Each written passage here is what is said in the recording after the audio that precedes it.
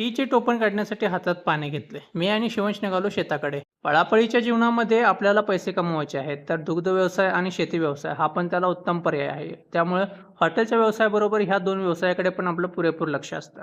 आज इकडे आलो होतो पाणी पाजण्यासाठी आणि मका टोकन देण्यासाठी. मका मागच्या वेळेला पण काही सरींना टोकनला होता. बाकी काही सरी राहिल्या होत्या कारण त्यामध्ये पाणी शिरलं होतं. राहिलेल्या सरींना मका टोकनला आणि मी आलो हॉटेलमध्ये. नारळ वगैरे फोडले, जेवणाला सुरुवात केली. तांबडा, पांढरा, अळणी आणि शाकाहारी जेवण झाल्यानंतर तंदूर पण पेटवला. तंदूरचं टेम्परेचर चेक करून घेतलं, व्यवस्थित आहे का बघितलं. त्याच्यानंतर तयार झालेलं जेवण मी हॉटकेसमध्ये टाकलं. हॉटकेसमधलं जेवण पुन्हा एकदा चेक करून घेतलं, की बरोबर आहे का नाही. बाहेरचा सेटअप वगैरे लावला, लाईट्स वगैरे ऑन केला. त्याच्यानंतर ग्राहकांची वाट आपल्याला आज 2 मोठ्या ग्रुपची ऑर्डर आहे. त्यांची जेवण वगैरे बनवलं, थाळ्या वगैरे लावल्या, त्यांना सर्व्हिस केली. ते ग्रुप मोठे 2 येऊन गेले. त्याच्यानंतर बरेचसे ग्राहक लागले, त्यांना पण सर्व्हिस केली.